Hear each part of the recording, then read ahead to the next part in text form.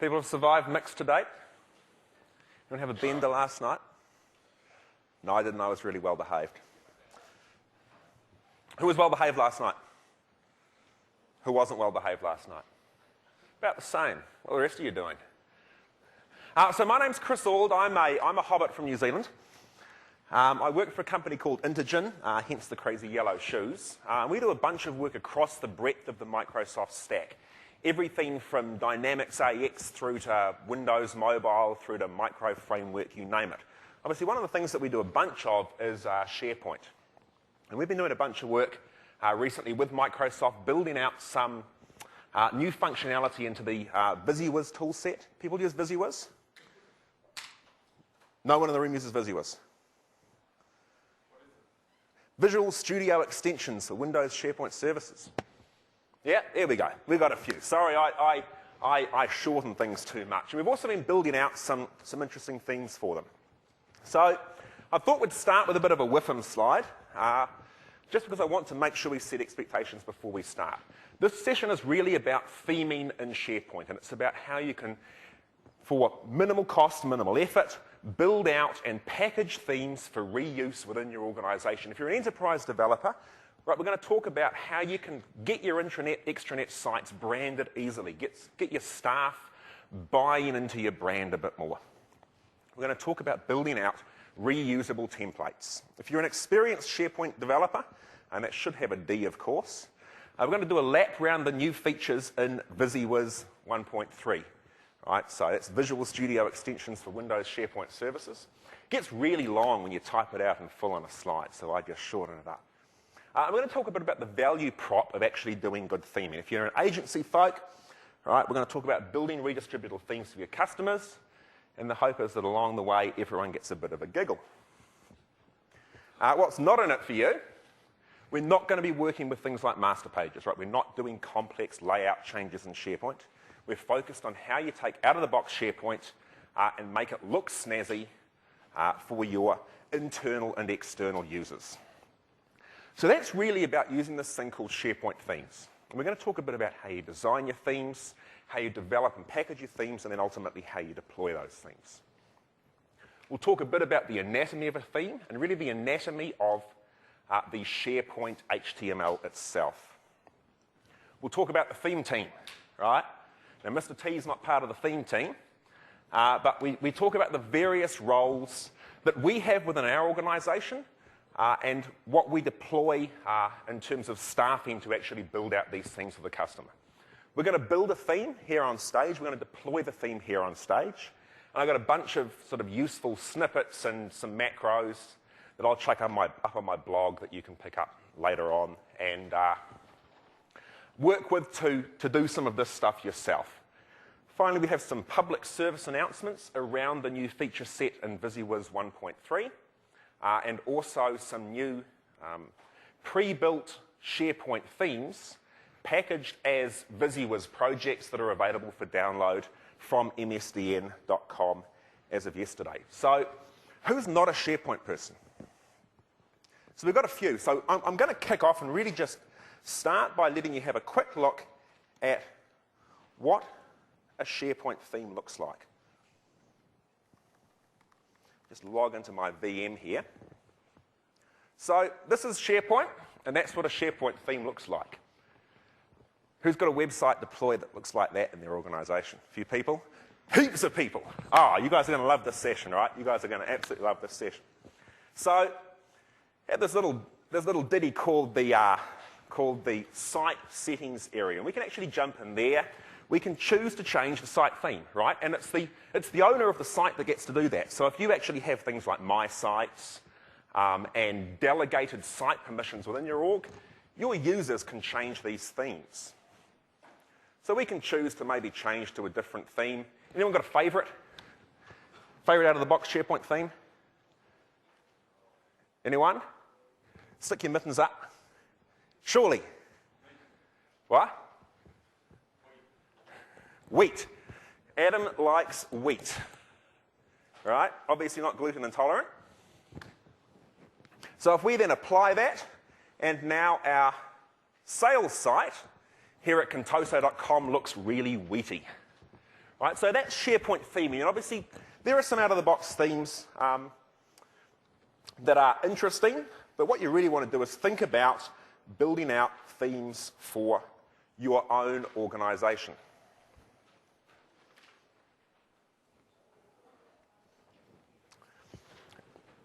And so theming is really all about branding. Right?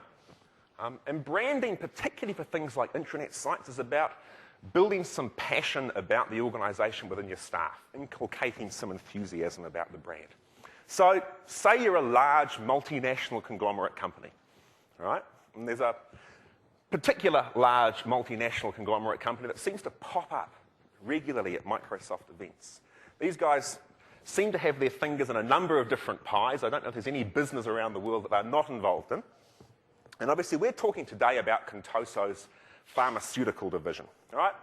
They've got a great-looking brand, right? That's a pretty cool-looking brand. Who likes green? Who likes yellow? Right? So they've got a great-looking brand, and they've got a SharePoint site for their staff, right? But they've got this brand, right? And they really want to sort of infuse their staff about the brand. Because they've got, you know, letterhead, and they've got with compliments slips, and all their staff carry a nice branded business card, right? And they have sports teams, right? All the staff have branded T-shirts. And of course, farmers not suffering too much in the current economic climate, right? So they've been taking advantage of that.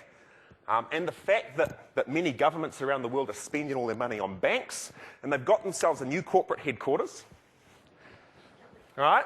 Who can tell me where that is? Which country's been buying lots of banks? England, there we go. Right? But of course, they've still got a SharePoint site. Right? And they've had a look at the sort of the out-of-the-box SharePoint sites. There's not a green one there yet. There's wheat, right? Right? But they don't really want wheat. They want something that really sort of embodies their brand. Right? Who's got a branded intranet site? Who has an intranet site that just uses one of the out-of-the-box themes? Right, so there's really value in this, right? There's value in actually having something that your employees like to go and visit. And so some examples of some of the things that we've built for some of our customers around the place. One of our customers is a crowd called the Sport and Recreation Commission in New Zealand. And so we did a really lightweight theming job for them to build this thing called WOTC, right? And WOTC is their intranet. And we've called it WOTC because we want to give it a name, right? We don't want people to sort of wander around in meetings and say, put it on the intranet. Right? We want them to talk about putting stuff in WOTC. And then we also built that out by providing some additional color specs around WOTC so that we can actually delegate permissions out to staff within that organization to configure their own sub-sites, right? So that when we delegate out to a particular team the ability to create a SharePoint site, that team can choose to maybe have a slightly different take on the branding while still maintaining that common sort of overarching theme and, importantly, that name of the intranet site. This is what we have at Intergen. So we have a thing called kernel, right? Doing some work, stick it on kernel. Yeah? Who's got a name for their intranet? Couple of people. And so when it comes to working with these things, this is really what we're trying to do, right?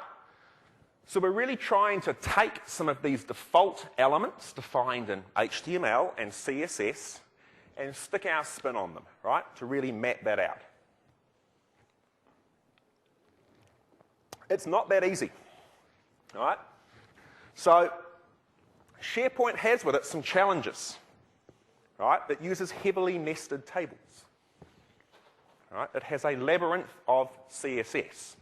So for those of you who are sort of devout subscribers to sort of CSS and, you know, really the sort of the purity of web design, SharePoint's going to present some challenges to you. Right? And it would be remiss of me not to, sort of before I leave this slide, talk about the the new Bowie, right? Who's Flight of the Conchords fan, right? Few people, famous, or what, third best folk comedy group out of New Zealand, I think. So I highly recommend it on HBO, well worth going and watching. So in terms of thinking about how we start building out our SharePoint themes, the first thing you've got to do is really get to know the SharePoint UI elements. So at the top here we have a thing called the breadcrumb, right? And the breadcrumb is that area at the top of the screen. It's got things like our, oh, I pressed one button too many. Things like our global site links, things like the name of the logged in user and so forth. Right? We then have our global title area. So that contains our search boxes, that contains our organization's logo. And then we have the banner container. The banner container is the horizontal navigation bar. So that contains all of those navigation controls. It also contains that Site Actions drop-down. So the Site Actions drop-down is how we turn on SharePoint editing, how we get into site settings. Then we have the left area cell, and the left area cell really is our vertical nav bar. Right? And yes, out of the box, SharePoint looks like a fairly standard, website that's a few years old, right? It's got a left-hand nav, it's got some basic menus across the top, but it's actually really functional, right? So what we're talking about today is how to take that, really practical, really functional site and just, zhuzh it up a little bit with some nice graphics. And then if we start drilling down into sort of the lower level theme elements, we have a thing called the global site links. So that obviously contains things like your logged in user, access to your My Site. Who has a My Site? Who has more than one My Site? Different companies? Yeah, I've got a few My Sites around the place. In fact, we'll go quickly off on a tangent. So to give you a cool example of how we use the My Site at Intergen, we use My Site for presenting a user with all of their HR information. Right? So we have an electronic HR system, and all of our pay slips, all of our leave balances are delivered to a user through their SharePoint My Site. And a lot of our users, right, are SharePoint enthusiasts, so they've really heavily customized and themed and branded up their My Site with their own personal brand and theme. My Site has a pair of yellow Crocs on it. Surprise, surprise. Then we have our search box, right? And so again, we can theme and brand that. And all of these are defined as obviously HTML tables, HTML elements, with corresponding CSS. We have our top nav bar and site actions menu, so that's really the navigation controls that sit inside that banner container. And then we have the page editing toolbar, and you may or may not want to customize that, right? That's really only shown when you choose to put the page into edit mode. So where do we invest for high impact? And this slide is really important because in today's sort of economic climate, I think that SharePoint theming provides a really good opportunity to get some easy wins with existing customers. And it's also a really great way to onboard new customers, right? So to go out to the marketplace, look for customers. There were a few in this room who have got SharePoint deployed with a blue theme template, right? And implement some cheap win, low cost consulting with them, right, to get them on board as a new customer, whereupon you can start really diversifying the services you offer them. So in terms of investing for high impact for low cost, what are we going to do? Right, we're going to look to change the logo out, right, in the global title area. That's really easy, yeah? If your logo at the moment is the little blue people logo, it's a really easy win for you straight away to change out that logo. Applying your brand and colours to all the site content. That's really what we're talking about today, right? How to work up the graphics and the CSS to change the theme of that SharePoint site for your needs. And then obviously if we want to, we can start ripping and remaking master pages, right? And that's where it starts getting pretty exciting. Right? That's a good chunk of effort. One thing you really should do, give your intranet site, your extranet site, a name that people can sign up to, right? You know, call it the kernel, call it WotC. What are some people, you people willing to share their names? HIP, right? Call it HIP. I'm going to, you know, where do you want that document? I want you to stick it on HIP, right? You know, it just means that when you're in meetings, people can really start to own this collaboration brand within the organisation. So this is the sort of the basic visual anatomy of a SharePoint site. And really what we're doing here is calling out the various CSS classes that make up the areas of a SharePoint theme.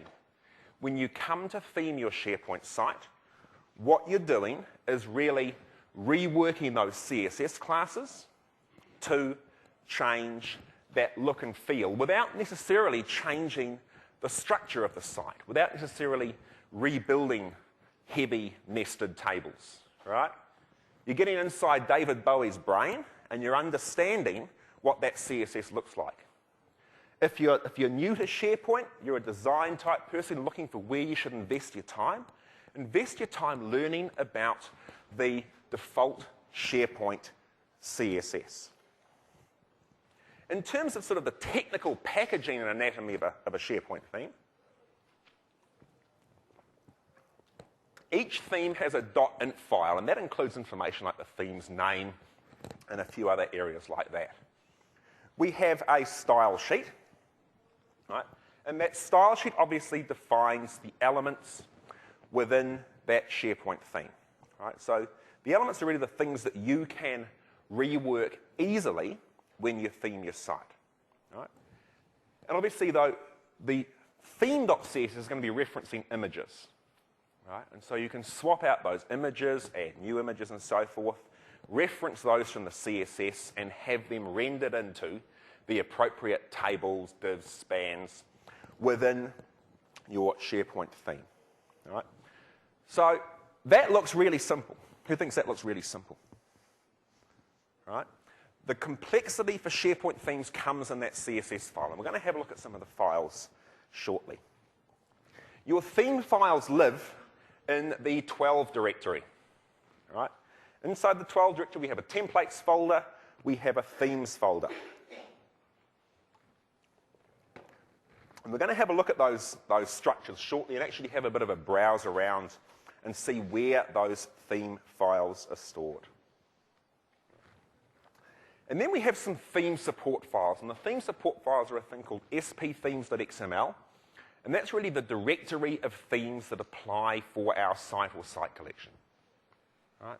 So that's going to list out the fact that we've got the wheat theme, that we've got the default blue theme, that we've got the obsidian theme.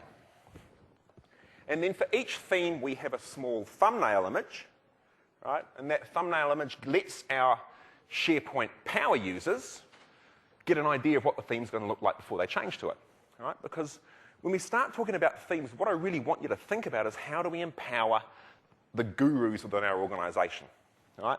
SharePoint's part of Office, yeah? And for those of you who've used Office for a while, you'll understand that in the good old days, Office was really sort of inside an organization bound up with the organizational gurus. You'd have an Excel guru, right? And your Excel guru knew how to write macros, and they were Excel rocket science. You might have an Access guru, right? And they built Access databases that have now become mission-critical enterprise assets, right? Increasingly, we're seeing we have the SharePoint guru, right? And the SharePoint guru is the go-to person inside the organization if your team's building out a SharePoint site, right? Who has a go-to person in their organization for SharePoint that's maybe only quasi-technical? A few people? Yeah, so we have a go-to person. You know, we're doing a new project, right? We want to build a SharePoint site for our project. You know, can you help us set up the SharePoint lists and so forth to make that look great, right? And what we're trying to do is empower those people to easily swap out themes on their site. So let's go and actually have a look at some of the files that make up a theme.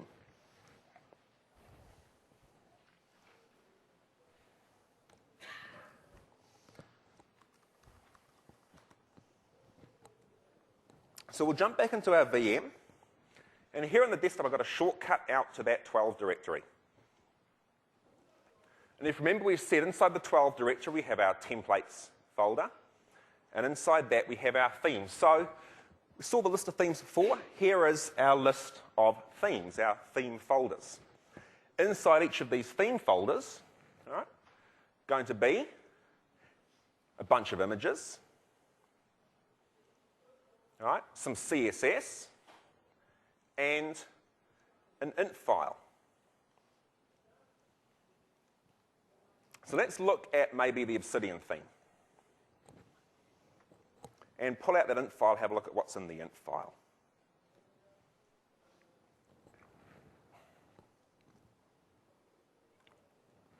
So the int file includes a bunch of basic settings that set out information about our theme. And as a general rule, you're not going to do a lot of work tweaking this, right? You might change the title, and really that's about it. Who can tell me, sort of give me an idea of what that big long list of titles at the bottom might be, and why they've got numbers next to them? Anyone? Languages, right? So obviously the default language is 1033, which is US English. Then we've got 1031, which I think is German. Then we've got 1036, which is French. And that's about where my knowledge of the language numbers runs out. But yeah, so this allows us to then have a different name for our theme in different languages, right? So again, if we are a multinational conglomerate organisation and we have offices for our pharmaceutical division in Boston and one in Paris and one in Oslo, right, then we can change the name for our theme based on those language files. So let's jump back and then have a look at the CSS file. So as I said before, this is the place you need to invest your time and effort, all right? Because this is not a small and uncomplex CSS file. And if we browse some of those classes, so you'll see these classes, right, have the same names as some of the names we looked at when we saw the SharePoint visual anatomy, right? And you really want to become familiar with this. A great resource to help you do that is a resource by a lady by the name of Heather Solomon, and she has a fantastic resource that shows you graphically the various CSS classes that make up a themed SharePoint site. As well as that, in our directory, we have the MOS extensions. So the MOS extensions add some CSS classes for Microsoft Office SharePoint Server. Are people familiar, who doesn't understand the difference between, say, WSS and MOS? MOS is the paid for, right, part of Office. WSS is the one that you get with Windows Server. That's the way I tend to describe it. And then in here, we also have a bunch of images, right? And so if we have a look at some of those images, you'll see most of them are just small icons. We have some larger ones, maybe, you know, things like some of the background images that appear in our theme. And so this is where your images live for your theme. So let's now head over to another directory called Layouts. Right, inside Layouts, we have our 1033 folder. So, right, this tells you that I've probably only got English installed for this particular SharePoint server. Inside here, we have that spthemes.xml file. We also have an spthemes.xsd file. Right, that XSD file obviously allows us to enforce structure and validation on the spthemes file. If you edit the spthemes file by hand and you break it, you will not be able to change themes in your site. So when you edit it, stick it inside Visual Studio and you'll get validation by virtue of your XSD. So inside our spthemes.xml file, we have the listings for our various templates. And if we find our Obsidian template, There it is. So you can see we have some details about the name. We have a basic description for it. And then we have the preview and thumbnail images for that theme. Those preview and thumbnail images live out here in the templates images folder. All right, so if we then have a look there, there's our TH Obsidian thumbnail. And so just to try and sort of demystify this a little, let's actually swap that out. So let's grab, say, our MIX screen, rename that TH Obsidian,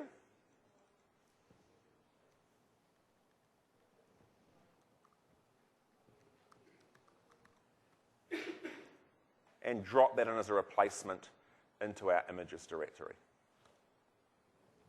So if we then jump back to site actions, site settings, site theme, right, we should see when we go to Obsidian that we've now swapped out that preview image with the fantastic MIX screen.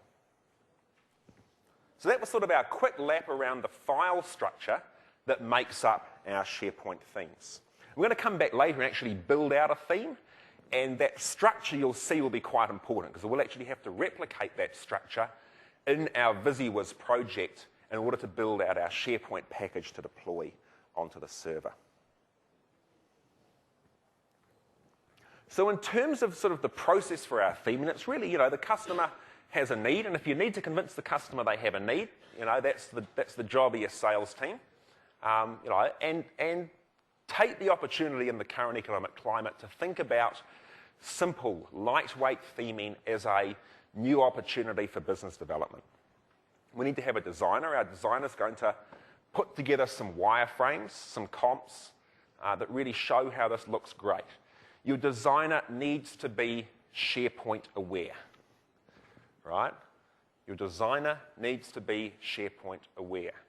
Please don't have your salespeople go out and tell your customer, we'll make your SharePoint site look however you want it to be. And then have your designer grab Photoshop or Expression Design, right? And build out some comps that makes it appear as though that SharePoint site is going to look like whatever they want it to be. Right? Your designer needs to understand the limitations of SharePoint. They need to ideally have some pre-built comping tools, maybe some PSD files that they work off that really help them in terms of setting out what a SharePoint theme is going to look like at the comp stage. At Intergen, we then hand that off to a production person, right? And our production person is our person who slices and dices. They take those comps and they build out the CSS and image files for that. You notice I didn't talk about HTML, right? Because we actually don't have any HTML that we're going to deploy into our theme today. When they build out and produce a theme, they're going to work with an HTML document that really is just a right-click, save as HTML snapshot of a SharePoint site. Right? But they're not building HTML. They're building CSS. They're building sliced images. They then hand that off to a developer, or usually they'll actually push that into a VisiWiz package and then hand that off to the developer. The developer's looking at things like, how do I make that package easily deployable? What code do I need to write to make it so that we can install it easily into the site, so that it uninstalls successfully? Right? When that package is handed off to our IT team, because I don't know many organizations where the designers and developers actually get their mittens on the production SharePoint server.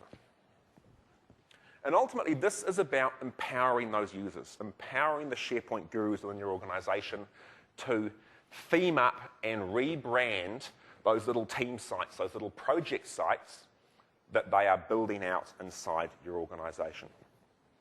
So what are some of the tools of the trade? And so obviously we have our beret-wearing designer, right? And our beret-wearing designer, they're going to use tools, right, raster and vector design tools.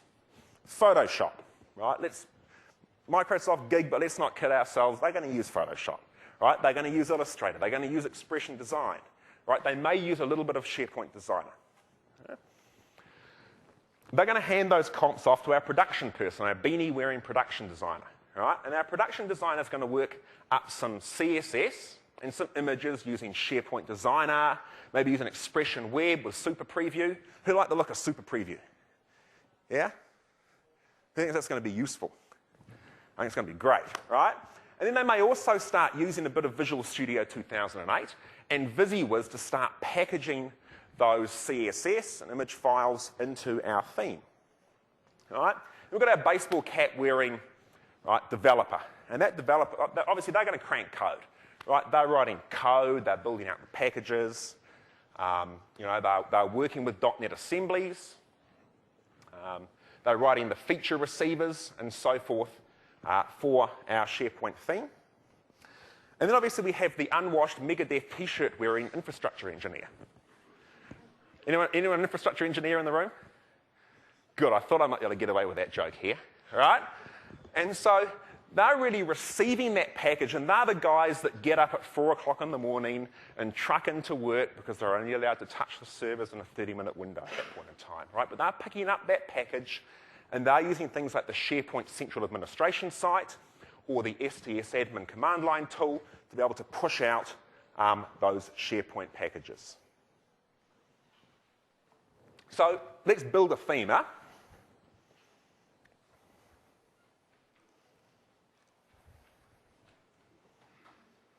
So these videos are going on the web, right? I'm going to get some death threats from my IT team. I don't know if I want to go back. They're going to try and hack into my laptop and make it do bad things. So we're back in our VM here. I am actually got my demo script just to make sure I don't muck anything up, because that would be a tragedy. We've got to get all the bits working right together here. So let me jump back into SharePoint and Visual Studio, close out all these files for a start. So we're going to start by newing up a VisiWiz project. Now, VisiWiz doesn't have a default template for building a SharePoint theme. We're just going to start here with an empty project, right? And our theme name is going to be construction. I've got to make sure I spell it right because I have been misspelling it recently.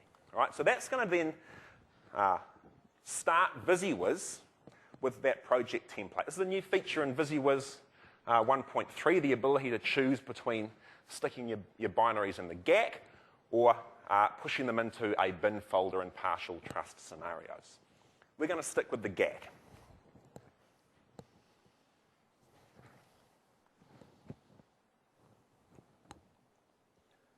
So if I pull up my Solution Explorer, the first thing we're going to do when we want to build out our theme is add what's called a root file. Now that root file sets up the 12 directory root so that our VisiWiz project is aware of it. All right? So what that's done is that has really told VisiWiz that we want to have a SharePoint root directory in there, and if we refresh at our WSP view, WSP view is the way that we can view the files that make up our WSP package that's ultimately going to be bundled together and made available to SharePoint. You'll see that I then have my root files and I have this root file. I can also add folders into my project that aren't going to actually be packaged, right? So for example, if I want to include some resources or some code that's not going to be packaged, I can add a folder there, and that won't end up being bundled into my WSP. So we don't actually need that folder, nor do we actually need the root file, right? Having to add the root file is kind of a quirk of Visual Studio, and that's the way we work around that in terms of setting up this structure.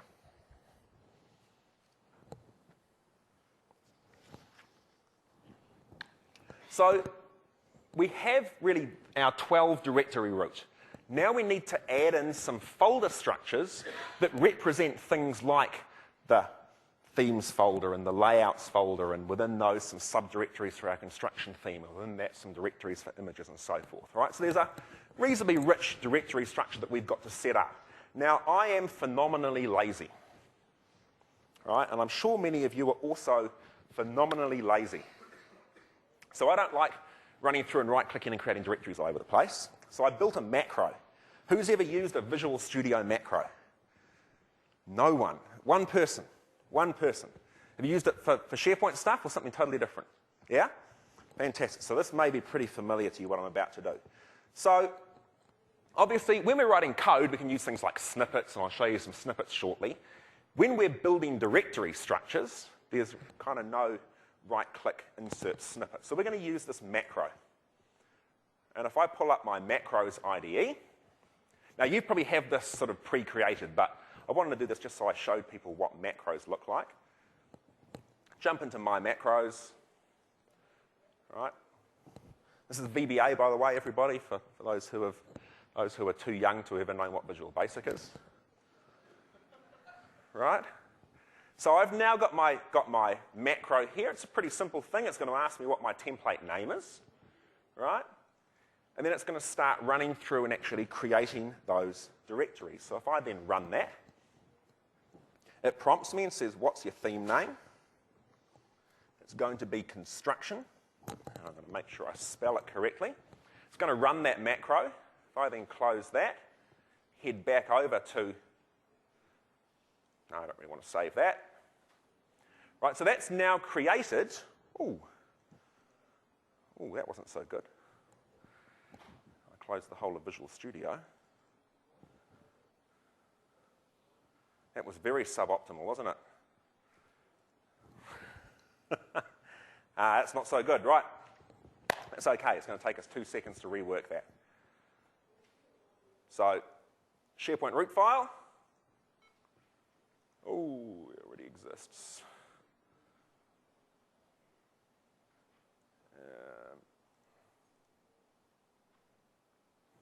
Okay.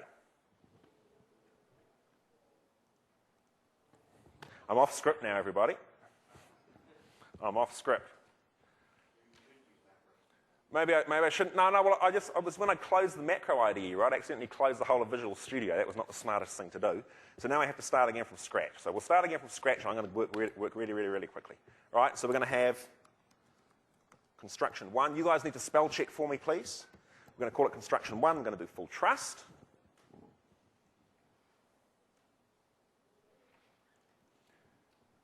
Going to add our root file.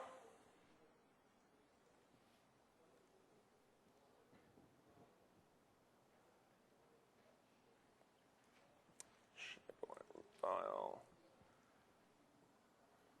Refresh our WSP view. Head back over.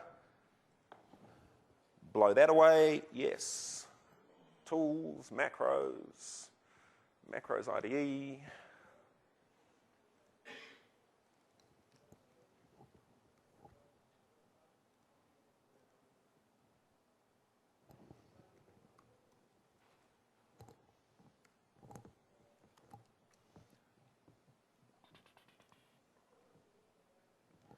We have construction. Now, carefully making sure I only close that window. Right, we're back to where we needed to be. Nice little recovery there.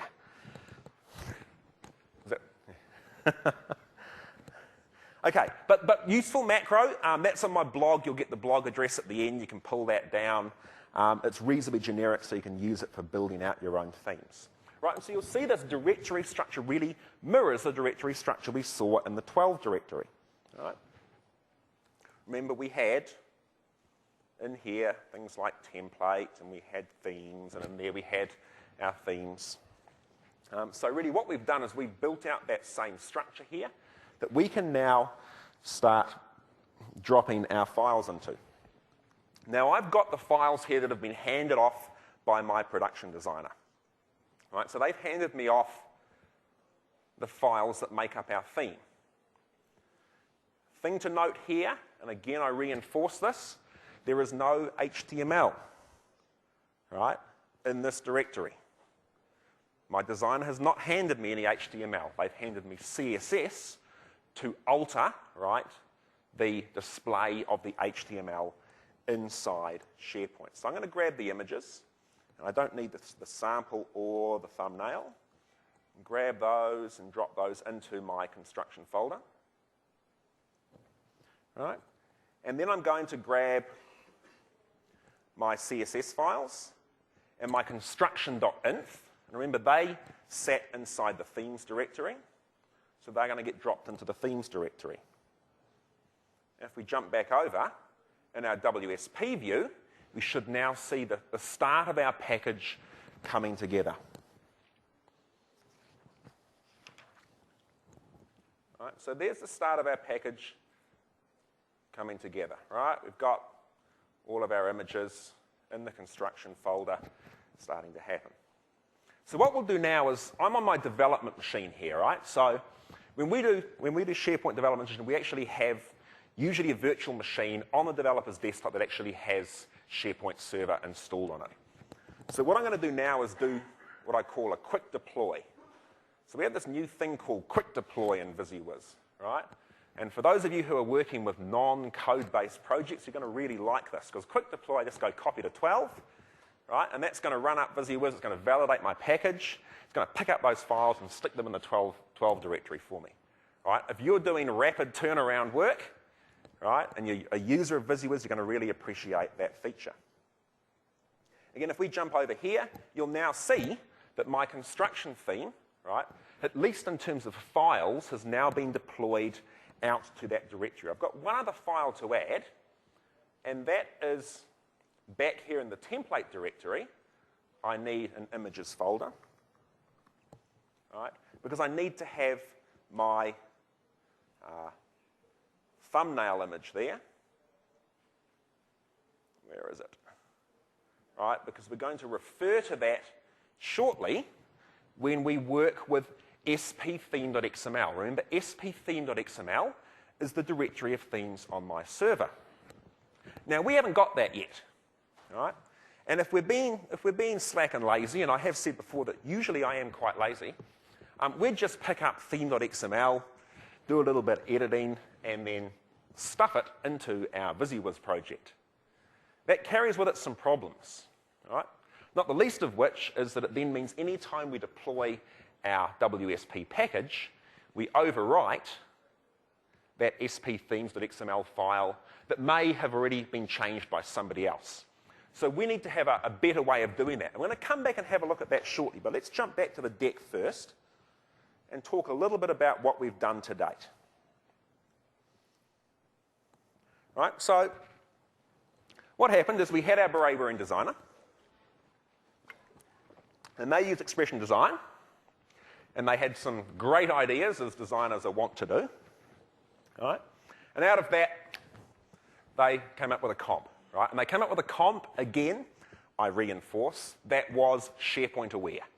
The designer knew from the outset they were building a SharePoint theme, so they didn't do anything too clever, that our production designer, right, couldn't then come along later and work into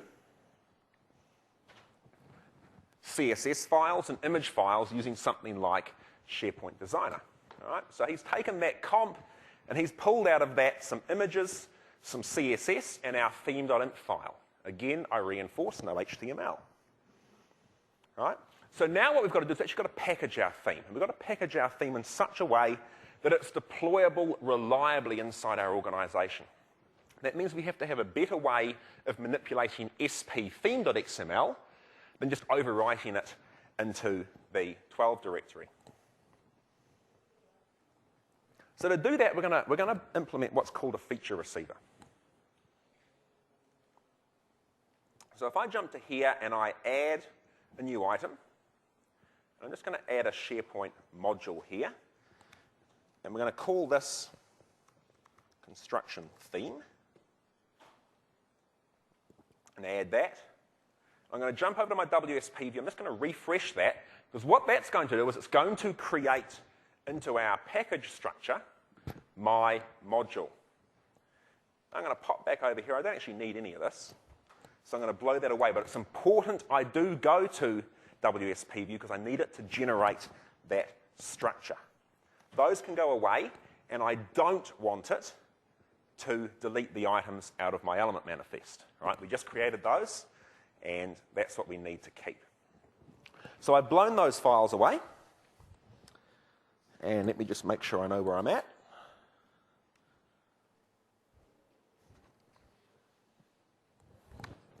Right.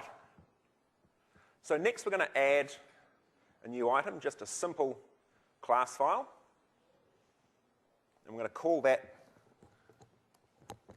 theme receiver. And so this is going to be our feature receiver. This is going to be the code that SharePoint's going to run when we deploy our package.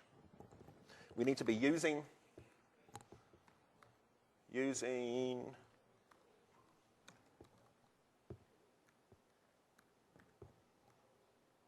Microsoft.SharePoint. All right? And we're going to inherit from SP feature receiver. All right? So that's an abstract base class. We can implement the interface on that abstract base class, and we end up with the 4 methods that make up that base class's public interface. We don't need at the moment anything in feature activated or feature deactivated, because we're actually going to do all of our work when this feature's installed. So when the feature's installed, we want it to modify the spthemes.xml file to create all the necessary entries in XML so that our theme appears in the site themes section. All right? And then when we uninstall our theme, we want it to likewise go back to the spthemes.xml and carefully remove the entries for our theme from that file. So we're not overwriting stuff and causing grief, right? If Contoso Construction have also been writing themes into our themes, spthemes.xml. Right? So if the construction division are creating their own themes and the pharmaceutical division are creating their own themes, and we're all working on the same site collection, we have potential to really cause chaos. And chaos is no good. So what I'm going to do here is replace these 2 feature installed and feature uninstalling methods. And I've got some snippets here. Right? And again, I'll chuck these up on my blog after the session. So I've got this theme feature installed snippet that I've just pasted in. And it's got some nice replacement areas. Right? So those replacement areas mean that I can just type construction here and it updates all of the various entries. So what we're doing here is the first thing we're doing is we're actually getting the path to the sptheme.xml file. Right? Then we are creating a copy of the sptheme.xml file as a backup, because we're good citizens and we don't change things without at least first taking a backup. We're then newing up an XML document, loading that XML file into our XML document, and using some basic DOM manipulation, right, to create a new construction theme element, right? So that's pretty simple. One thing we do have to do is we do need to be, let me just build this, it will die on me. I need to resolve these references. Let me jump up here and resolve those references.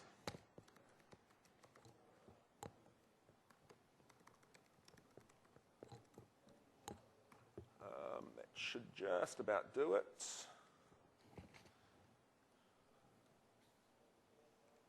And just that. And so then, what do we want to do when we want to uninstall our feature? Right? Uninstalling our feature is the reverse. So it's carefully removing our entry from that file. So again, I've got a snippet for that.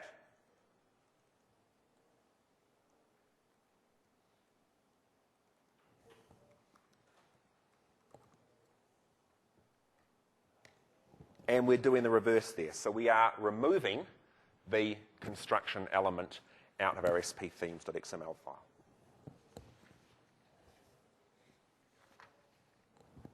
So if we build that, so we've built that now, and now what we need to do is just go and make a couple of changes in the feature.xml file for our receiver.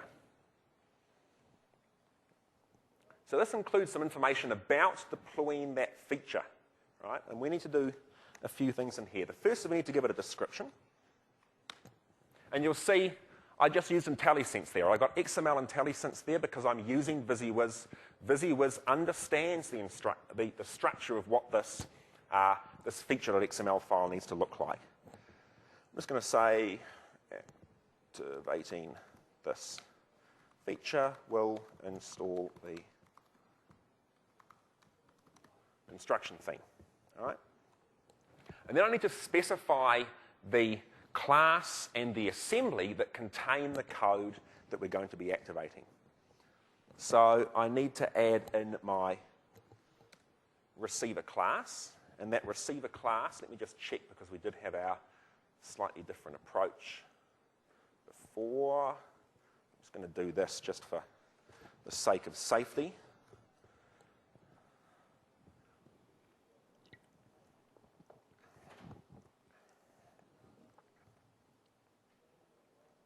So our class is going to be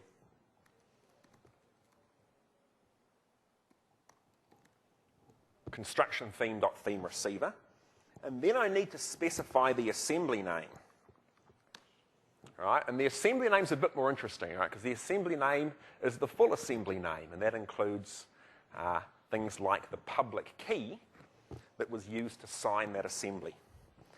And this can be a bit of a dark art working all that out. So I tend to cheat, and I use a thing called the .NET Reflector. It was originally written by a guy called Lutz Roeder, who now works for Microsoft. It was then picked up by the friendly folks at Redgate. Who uses Redgate's tools? Anyone? They make some fantastic tools, things like a database manipulation tool. And one of the tools they make is this thing called .NET Reflector. So I'm going to use .NET Reflector. I'm going to open up an assembly, and I'm going to need to jump back up my folder structure. And obviously make sure that I choose construction 1. Otherwise, it's all going to go very, very pear-shaped. All right? So there is my assembly name for construction 1. I'm going to grab a copy of that. It's got my public key and so forth. Jump in here, paste that in.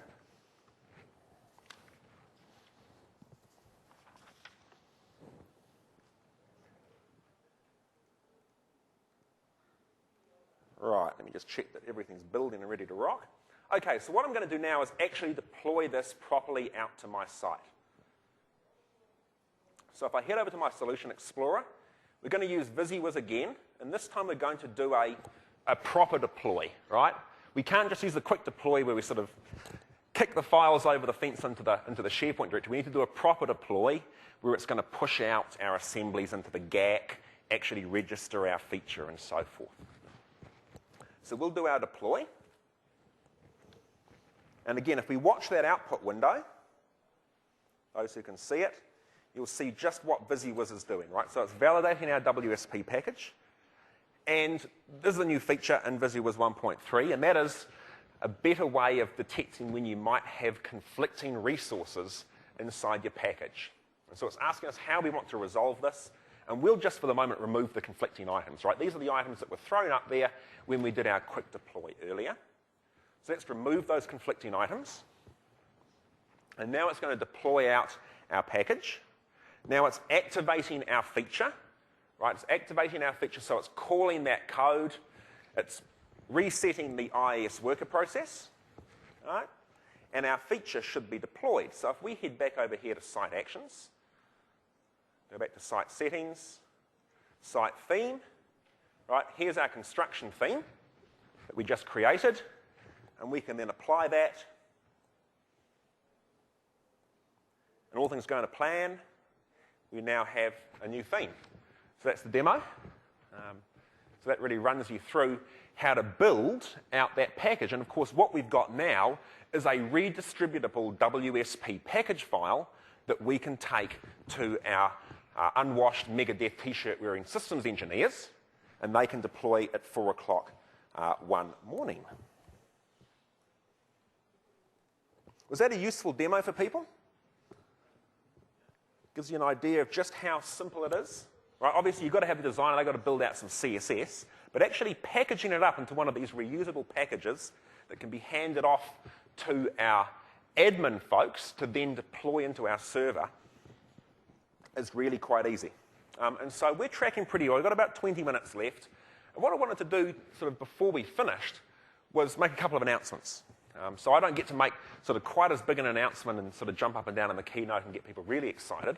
But we did announce some really cool stuff yesterday, and that is we announced the VisiWiz 1.3 March Community Technical Preview. And we also shipped up onto MSDN 10 VisiWiz projects, each of which is a new theme for SharePoint. And we like to think that they look a bit better than the default SharePoint themes, right? They add some more interest to SharePoint. So let's talk a bit about some of the new features we've put into VisiWiz 1.3. And these features were all based heavily on developer feedback, right? VisiWiz used by, many, many thousands of developers. They give us some feedback, and we've worked hard to really knock off the high priority items. The first is we now have separate deployment commands, so we can separately build our solution. We can separately package our solution. We can separately deploy our solution. Obviously, one of the things that that's allowed us to do is to now support command line builds. Continuous integration, people. Right? This should be, I was expecting some of that. Right? There we go. There we go. It was a little delayed, but we got it in the end, right? If we were at a dev conference with lots of baseball cap on backwards wearing folks, there would have been rapturous applause, right? Because we now support continuous integration, automated build and test, all of those sorts of things. Right? We also support sort of the other end of the spectrum, the quick and dirty, productive dev build that we call it, right? This is your production designer sitting there building a theme, testing it, right? So we let him do that quick deploy into the 12 directory. We've got auto web part renaming, right? When you create a web part, it gives it a fantastic default name called web part 1. Sometimes you don't want that, right? So when you rename the files, we used to have all sorts of trouble where it wouldn't rename it in the WSP package and it all got rather confusing. So we've now made it so we do get auto renaming. We've implemented that deployment conflict resolution. So again, the hope there is that it makes life a whole bunch easier for you when you're doing these high iteration sorts of development work. We're better at actually sort of cleaning up the WSP view when we make changes to the underlying VisiWiz project. And finally, and I think probably most importantly for many of us, is that we now support 64-bit. Right? So for those of you who run 4 to 8 gigs on your notebook PCs or desktop PCs, right, you probably have 64-bit Windows installed on them, and you probably had all sorts of trouble trying to use VisiWiz previously. It actually wasn't that easy to do this, right? And the reason for that is that Visual Studio isn't running natively as a 64-bit application. And of course, SharePoint installed on a 64-bit machine is. Right? And so we had to work out a mechanism by which we could thunk across between 32-bit Windows on Windows Visual Studio and 64-bit SharePoint. And in the end, we actually chose, and we wrote some WCF web services. So VisiWiz now interacts with SharePoint through a services layer. And I'll just leave you to think about what sort of things that might let you do. So the other thing we've done is we've just built a bunch of interesting new SharePoint themes, and we've made those available as VisiWiz project files. So you can jump up to msdn.com, and I'll give you some links at the end of the session. You can pull down a package which includes these themes. So we've got the construction theme. We've got a nice corporate theme. The events theme. What we call owner, approver, reviewer, participant, right? This is for things like document collaboration. We're working together on a project, pushing towards some sort of goal. Procurement, publishing, sporting. Right, for those of you who are into a bit of sport. What we call our startup theme, and obviously, startups these days all about what? Cloud, right? So our startup theme's got lots of clouds. Our team theme with the cogs of commerce, And you can also grab the Contoso theme. Right? So that's really sort of our whiz around building out themes in SharePoint. Sort of the goal of today's session wasn't a deep dive session, right? Today's session is not about teaching you about some fantastic new piece of technology that you can go and churn away for 6 months. Today's session was about giving you some easy wins, right? So some easy wins that you can take back to your enterprise, some easy wins that you can take back and sell to your customers, right, who are probably cutting their budgets and looking to still spend some money, but to spend less and hopefully, still get some pretty high impact results. I've got my email address up here, more than happy to receive emails and so forth from you. And also, of course, in today's nouveau age, I have my Twitter tag if you want to follow the madness that I am indulging in flying around the world. I've also got my blog, www.syringe.net.nz. As I said, Hobbit from New Zealand. And I'll be posting up there. I've already posted my little macro that you can grab, and I'll post up there straight after this the snippets you can use for your feature installed and feature uninstalling. A few other useful resources. The best way for you to get to the new bits that we've just released are by going via Paul Andrews' blog. Paul is a senior technical product manager for SharePoint tooling. And so he's a great blog to keep an eye on. I've given you a link to Heather Solomon's CSS reference chart. As I said during the session, if you're investing time around SharePoint theming, a great way to spend it, right, is learning about those out-of-the-box CSS files. Got a link directly to the VisiWiz 1.3 CTP release. Not sure how many of you want to write that down. And I've got a link there to .NET Reflector. Right? .NET Reflector is a tool that should be on everybody's desktop.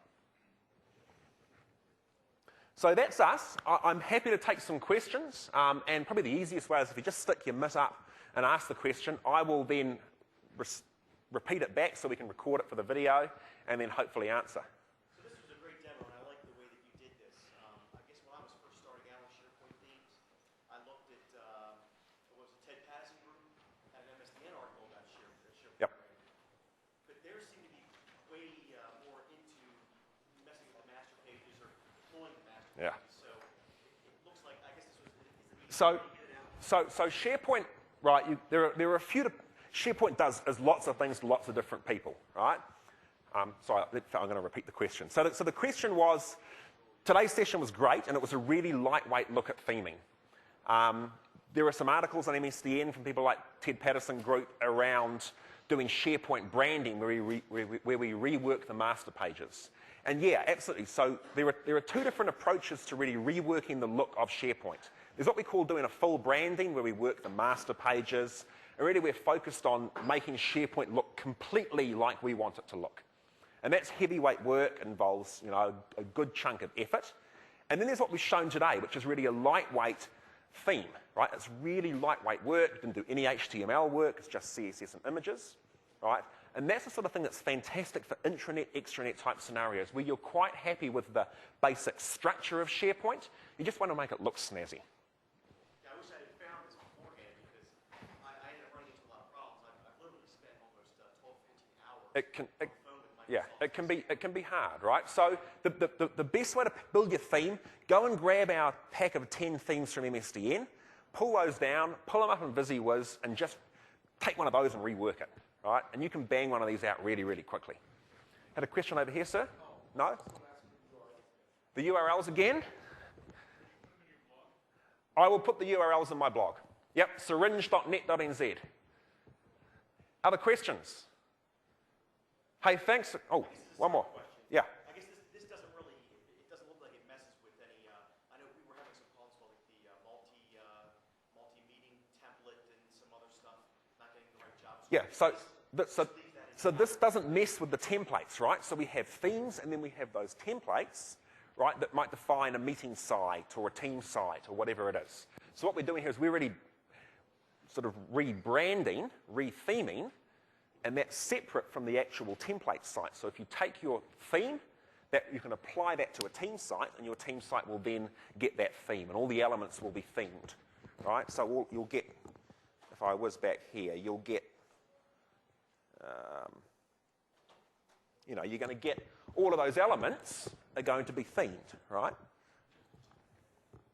So you'll theme your SP lists and all of those sorts of things. Other questions? Designers to, I mean, I guess, because most designers are not really familiar with the whole SharePoint thing. So what are some good resources for, like, my designers to get into the SharePoint brand? I will have to take that offline, and I will have to go and talk to my designers, because I'm not a designer. I'm a techie guy, right? You know, I'm that far away from wearing a Megadeth t-shirt. Yeah.